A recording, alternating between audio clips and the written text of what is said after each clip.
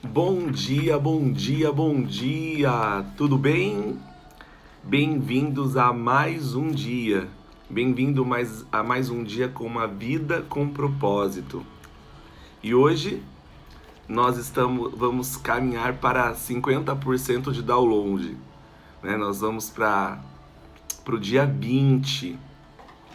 E para quem é a primeira vez que está entrando, né, assistindo esse vídeo, nós estamos com o propósito de leitura do livro Uma Vida com Propósitos, do Rick Warren. E esse livro ele nos leva a uma leitura diária durante 40 dias. E se você que já nos acompanha, bom dia Wellington, bom dia Camila, né? Como assim, o pessoal que já nos acompanha, bem-vindo, porque até aqui nos ajudou o Senhor. Glória a Deus, né? E se é a primeira vez que você está assistindo esse vídeo e você está no nosso canal, então já se inscreva no nosso canal, né? Curta aí e compartilhe com seus amigos essa palavra de amor, viu? E o tema hoje do dia 20 é restaurando a comunhão. E aí, legal, né? Cada dia que passa, nós vamos nos aprofundando mais nesse rio, né? No rio das águas do Senhor, e nós vamos experimentando esse algo novo, né? E todo dia é um dia de libertação, todo dia é um dia de cura, e todo dia tem sido um dia de conhecimento. E hoje não vai ser diferente. O nosso tema, a nossa base de inspiração para esse dia está lá no livro de 2 Coríntios, no capítulo de número 5, no verso de número 18. Bom dia, Sheila! Fica com a gente aí, viu, lindona? Diz assim: Deus restaurou o nosso relacionamento consigo mesmo por meio de Cristo e nos deu o mistério de restaurar relacionamentos. Então este é um ministério para nós, é o ministério da restauração. E nós vamos falar um pouquinho sobre isso, e você vai ver que é um tema muito assim pertinente e é um tema muito assim realmente maravilhoso. Sempre valerá a pena restaurar relacionamentos. Uma vez que a vida consiste em aprender a amar, Deus quer que valorizemos os relacionamentos e nos esforcemos para mantê-los, em vez de descartá-los sempre quando houver desacordo, mágoa ou conflito. Na verdade, a Bíblia diz que Deus nos deu o ministério de restaurar relacionamento. Uau! Isso é bem importante, né? Por esse motivo, boa parte do Novo Testamento ela é dedicada, né, a nos ensinar como lidar uns com os outros. Porque é muito difícil isso, né? Nós ouvimos isso até no setor, né, dentro dos recursos humanos, né, que lidar com pessoas é muito difícil. A gente sabe disso, até porque existe você e existe eu, né? Então nós somos pessoas que não é fácil de lidar. Gostamos de algo diferente, temos um contexto, né, diferente, fomos inseridos, né, dentro de um contexto, e o novo, né, sempre é novo, sempre é difícil. E tem gente que tem mais dificuldade de lidar com isso. Vamos lá. Olha o que o apóstolo Paulo aconselha. Se vocês recebem algo bom para seguir Cristo, se o amor dele fez alguma diferença na sua vida, na vida de vocês, se estar numa comunidade do Espírito significa algo para vocês, se vocês têm um coração, se vocês se importam com os outros, façam-me um favor. Concordem um com os outros. Amém? Um ao outro, sejam amigos de verdade. Filipenses 2, 1, 2. Então Paulo nos exorta a sermos amigos do outro, né? Nos importarmos com o outro, sempre partirmos para a pacificação.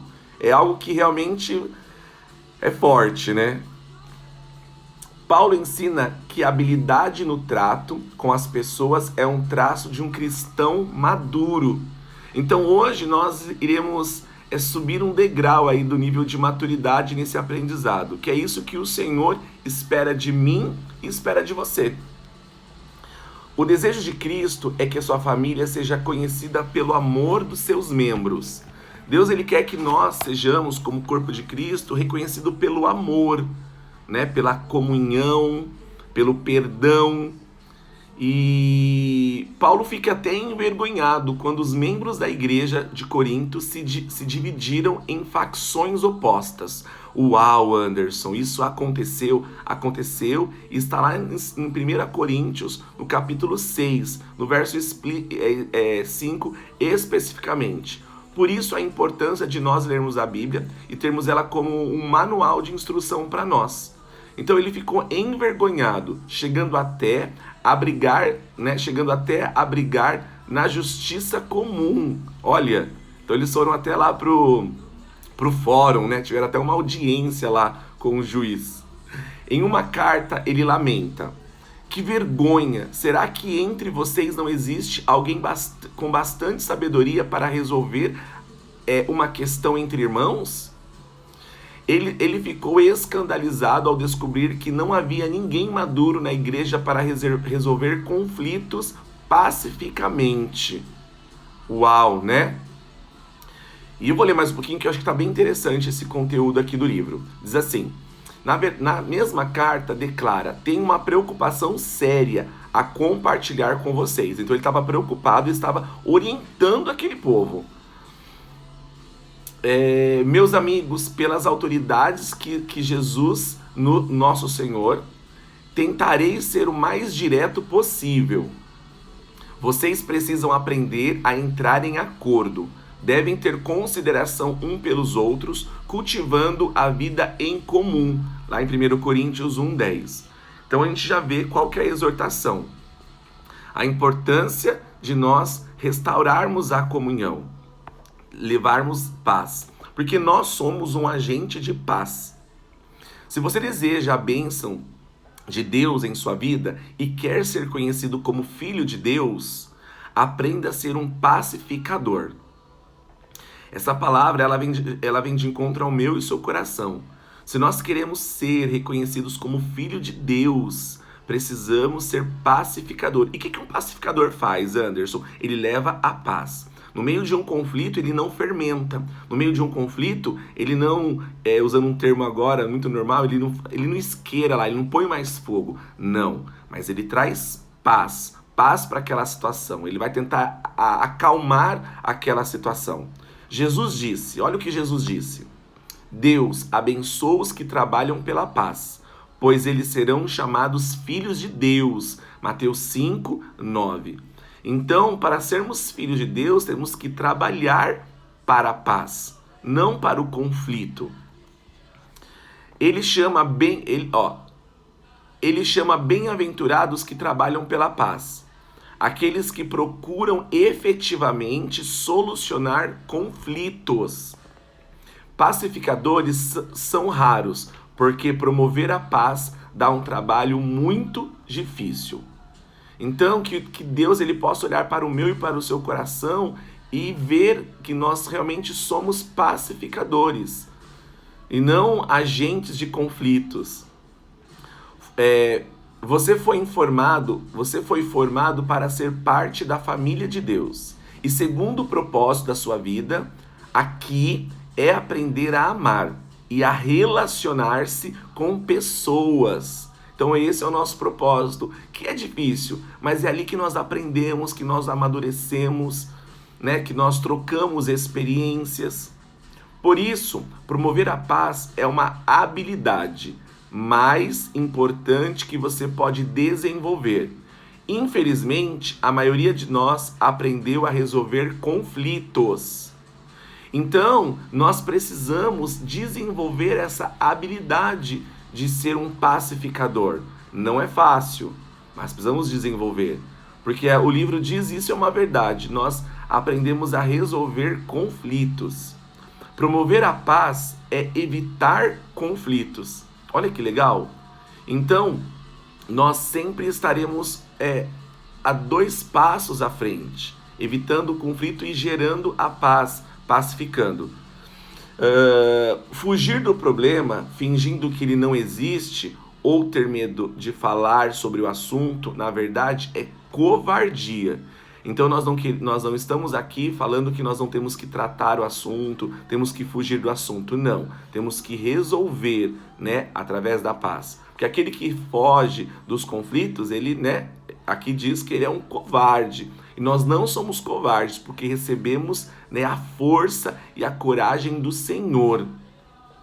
Jesus, o príncipe da paz, nunca teve medo de conflitos. Em determinada ocasião, ele provocou o conflito para o bem de todos. Há momento que devemos evitar conflitos, mas há ocasiões que é preciso criá-lo. Há situações que precisamos solucioná-los. Então, através da maturidade do Espírito, nós estaremos sabendo qual que é o momento de fazer o quê. Promover a paz também não é apaziguar. Olha aqui, promover a paz não é apaziguar. Ceder o tempo todo, agir como subserviência e permitir que os outros sempre o reprimam, não era o que Jesus tinha em mente. Ele recusou a ceder em muitas questões, sustentando seus argumentos diante de qualquer oposição diabólica. Né? Então, na verdade, nós temos que buscar em Deus essa sabedoria, na verdade. Como restaurar relacionamento? Como restaurar um relacionamento?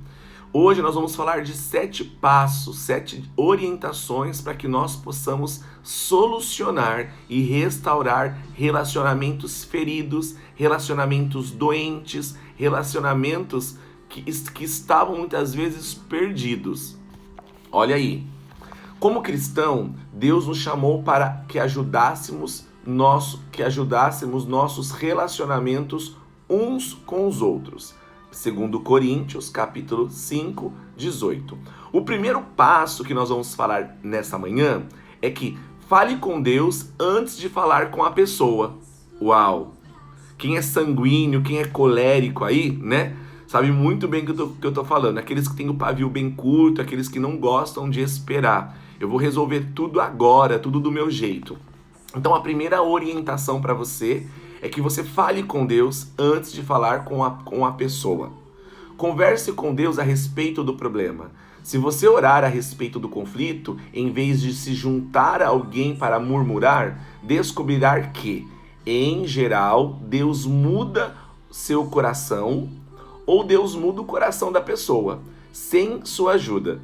Todos os relacionamentos seriam mais tranquilos se tão somente orasse mais a respeito deles. Uau!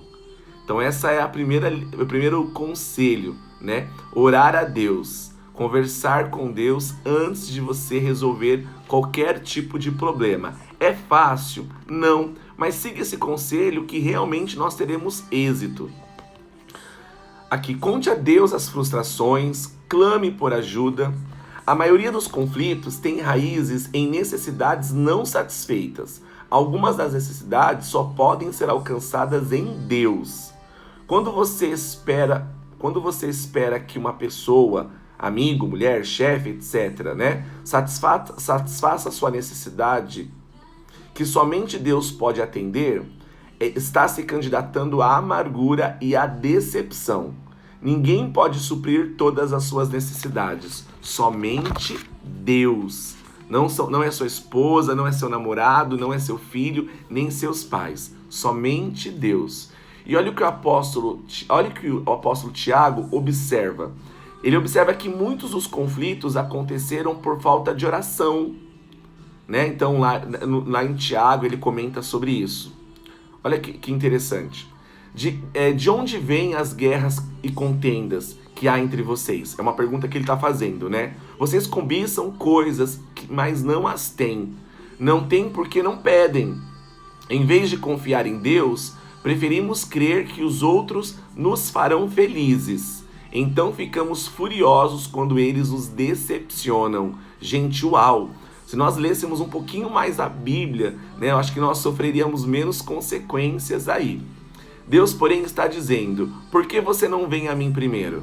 Então, primeiro conselho: busque sempre a Deus antes de conversar com qualquer pessoa. Segundo, tome sempre a iniciativa. Não importa se você ofendeu ou foi ofendido, Deus espera que você dê o primeiro passo. Não espere pela outra parte. Vá primeiro a ela.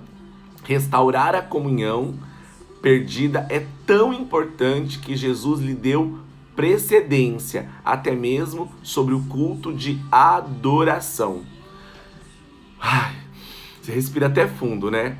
E é bem isso que Deus nos ensina nessa manhã, que nós venhamos tomar a iniciativa. Eu confesso para vocês que eu tenho uma dificuldade muito grande, principalmente se eu acho que eu estou certo diante de uma situação. Mas mediante a isso, mediante a palavra, eu não tenho, nem eu nem você temos outra escolha.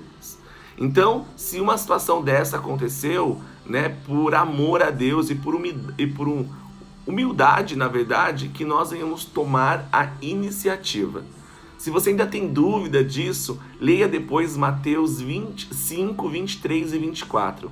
E ali você vai entender o que Jesus está dizendo para mim e para você. Quando a comunhão é prejudicada ou rompida, planeje imediatamente uma conferência de paz.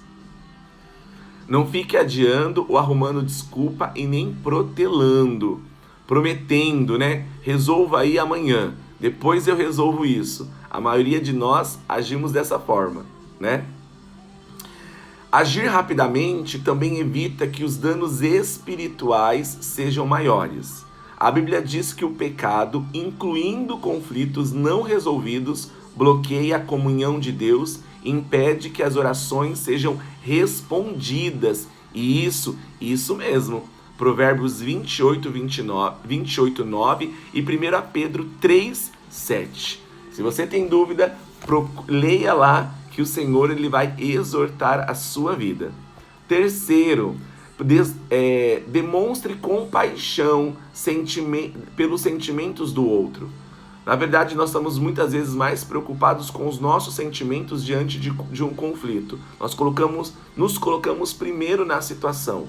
Então, a terceira orientação de hoje é que demonstre compaixão pelo sentimento do outro, que são duas pessoas distintas. Mesmo que a sua verdade seja a sua verdade, existe uma outra verdade. Então vamos se atentar a isso. Use mais os ouvidos do que a boca. Até por isso que nós temos 2 ouvidos e uma boca. Então vamos ouvir mais. Antes de procurar solucionar qualquer desavença, você deve primeiro levar em consideração o sentimento da outra pessoa. Isso, Anderson, mas eu que fui ferido, eu que fui agredido, na verdade. Vamos levar, mesmo assim, o sentimento da outra pessoa. Olha o que Paulo nos aconselha.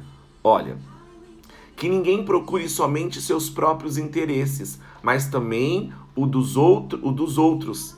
Filipenses 2, 4.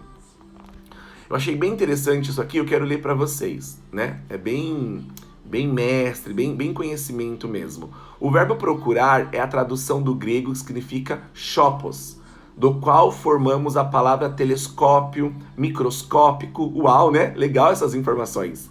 Significa estar alerta, observar. Então concentre os seus sentimentos não nos fatos. Comece pela compaixão e não pela solução dos problemas. Gente, eu fiquei impressionado assim com a sabedoria do Rick, né? O autor desse livro. Porque ele descreve assim coisas tão óbvias que talvez tinham escamas nos meus olhos e talvez até nos seus olhos mesmo, que nós não conseguimos enxergar isso. Normalmente a gente quer resolver o problema, solução do problema.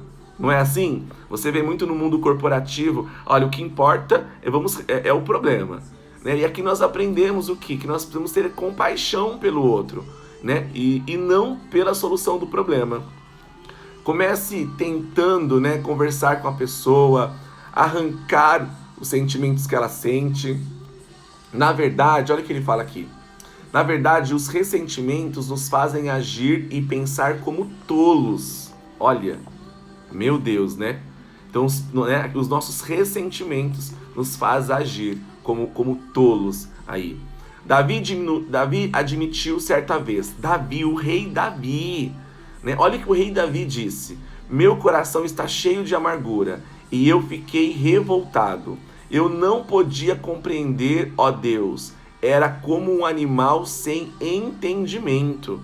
Olha o nível de profundidade, de sabedoria do rei Davi. E aonde você encontra esse texto? Lá no Salmo 73, 21, 22.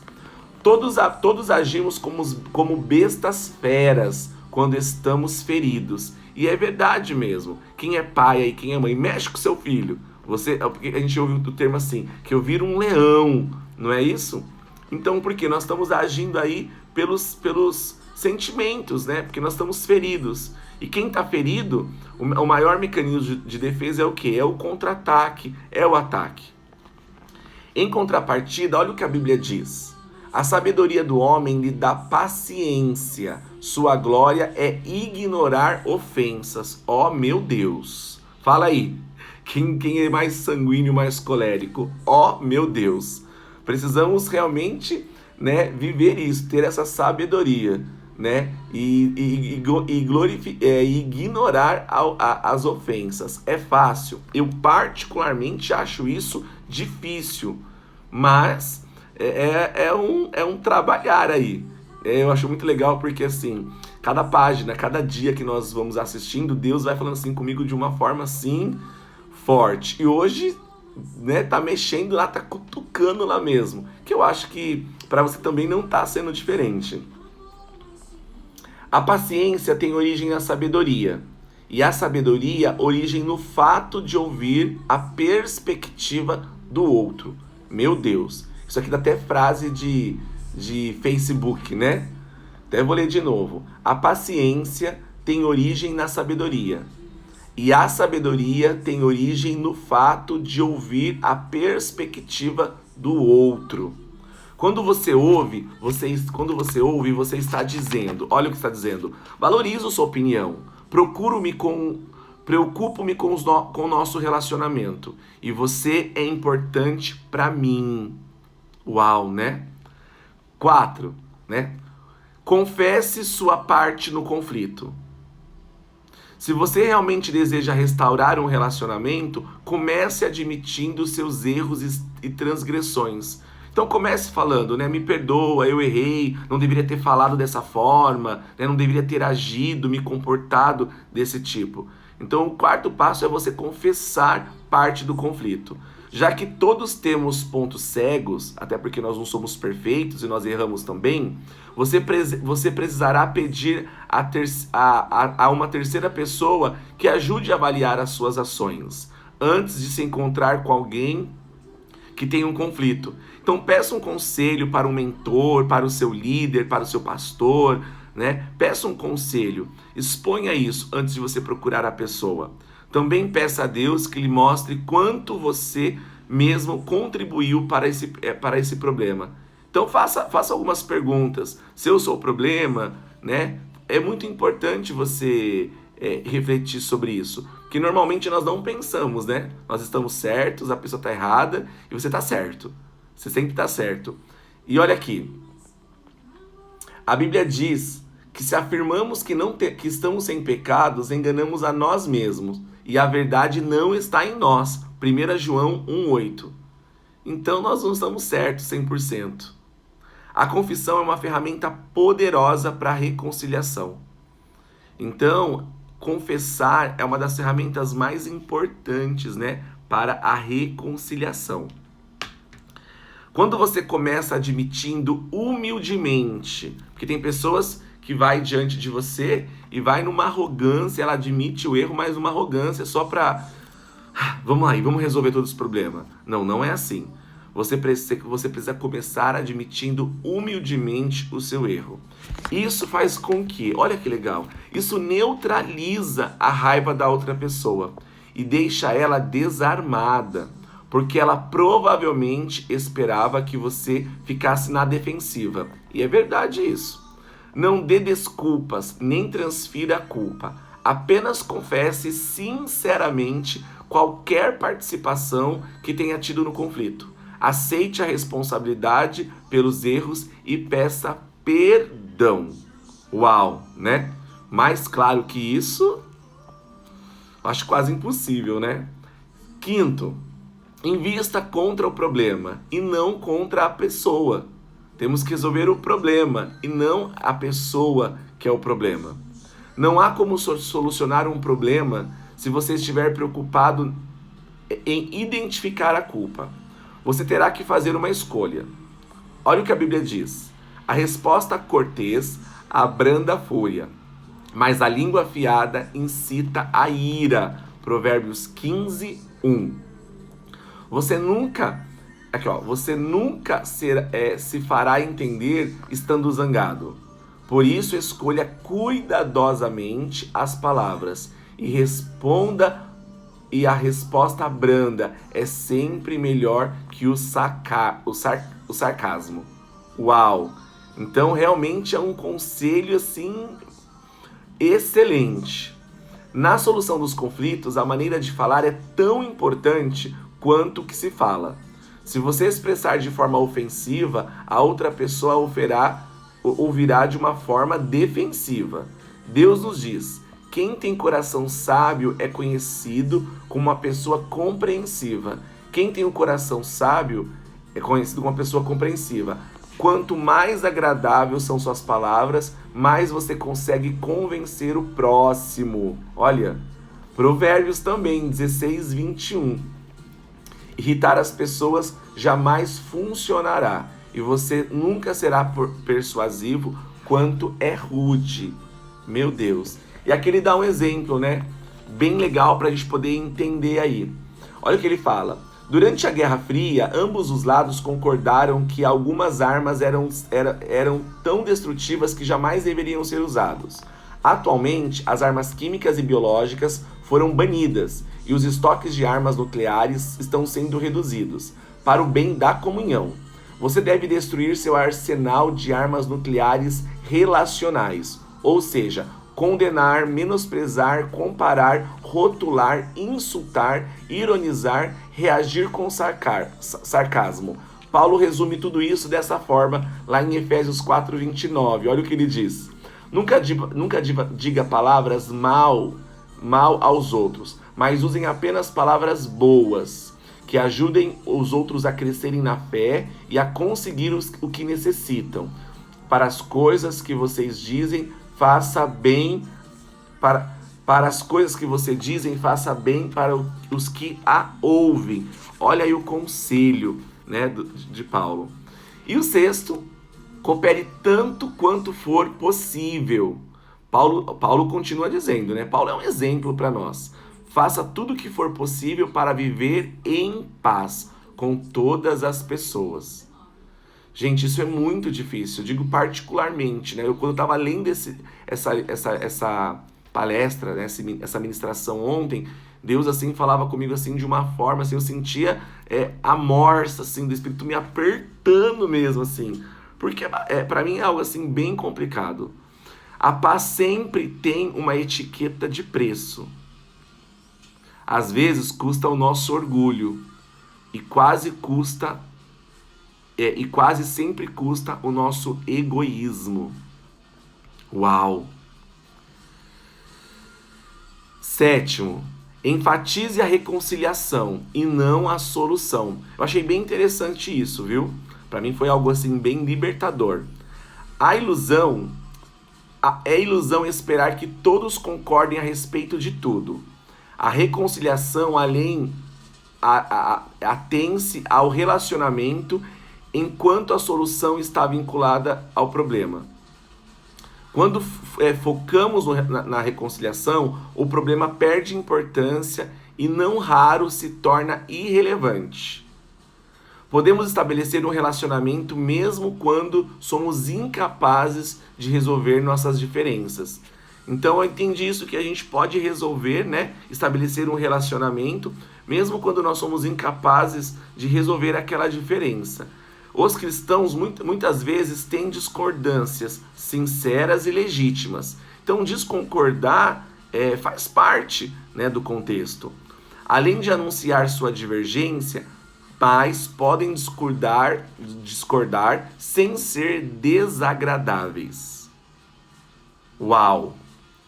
O mesmo diamante tem diferentes aspectos quando visto de diferentes ângulos. Olha que interessante, né?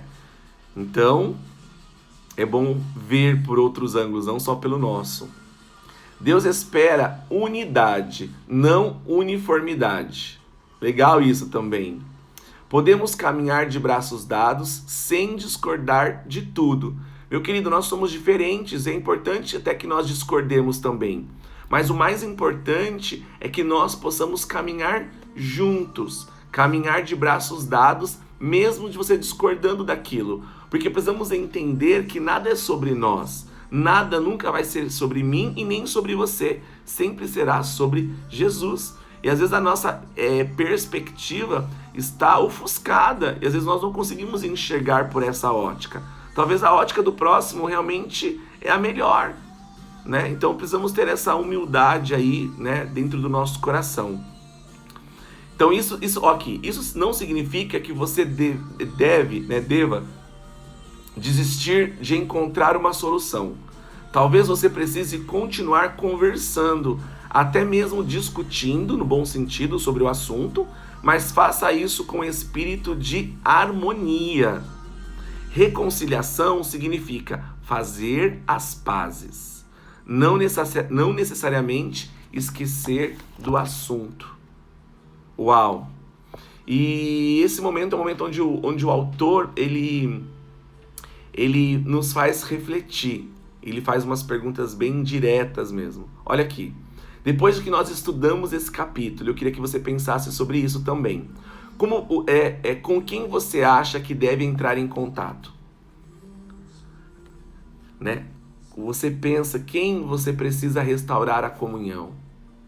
Com quem você precisa. Não demore nem mais um segundo. Aqui ele diz assim, que nós devemos fazer uma pausa, né? Assim que nós terminarmos esse vídeo, né? Converse com Deus sobre essa pessoa. Vamos orar, ore a Deus. Então pegue aí o telefone, o WhatsApp, ou no direct aí, ou no Facebook, eu não sei onde você tem essa pessoa, né? Esses 7 passos, eles são tão simples, na verdade, mas eles não são fáceis. É simples, mas não é fácil. Por quê? Porque nós somos aí orgulhosos, né? Nós temos às vezes uma arrogância, nós temos aí um egocentrismo muito grande, que nos impede de às vezes nós tomarmos essa postura, né? Então, pegue o telefone aí e comece o processo. Como eu disse, é simples, mas não é fácil. É necessário muito esforço para restaurar a comunhão com alguém. Por isso que Pedro recomendou: esforce para viver em paz uns com os outros. 1 Pedro 3:11. O respeito, né, é muito importante nisso. Quando você tenta promover paz, está fazendo o que Deus faria. Por isso, os pacificadores são chamados filhos de Deus. Mateus 5:9. Então procure, né, cumprir a palavra. Procure ser um reconciliador. Procure restaurar a comunhão. Talvez tenha pessoas que o Espírito Santo já ministrou no seu coração que você precisa se reconciliar. Então não demore, sabe por quê? Porque nos dias que nós estamos vivendo hoje são dias tão difíceis, tão complexos, que a gente não sabe se essa pessoa vai estar amanhã e nem se você vai estar amanhã vivo. Então procure resolver, né, essa situação o mais rápido possível, né, e seja reconhecido como filho de Deus. É muito forte isso. É muito maravilhoso, porque às vezes nós temos que deixar, né, o nosso eu mesmo, né, parar de olhar as nossas feridas e olhar, né, e liberar pessoas que nos feriram. Como que você vai conseguir fazer isso? Humanamente, né, não é quase impossível, porque nós precisamos da ajuda do Espírito Santo. Então que nessa manhã eu e você possamos convidar o Espírito Santo para ministrar essa palavra que ele está ministrando em nosso coração. E que ele nos conduza e nos dê força e nos dê graça para fazer aquilo que tem que ser feito. Amém? E eu queria orar com vocês nessa manhã. Feche os seus olhos. Bom dia, Espírito Santo. Obrigado, Senhor, por esta palavra, Senhor, de restauração. Obrigado, Senhor, porque o Senhor nos ensina nessa manhã, Senhor, a olharmos por uma outra ótica. Que nós possamos, Senhor, nesta manhã, Senhor, primeiramente, liberar perdão, Senhor, para as pessoas que nos ofenderam, para as pessoas, Senhor Jesus, que nos machucaram, para as pessoas, Senhor Jesus, que abusaram, Senhor, de nós, que foram levianos. Espírito Santo, nós precisamos da Tua ajuda nessa manhã, porque nós queremos ser reconhecidos como filhos de Deus e precisamos ser agentes de paz.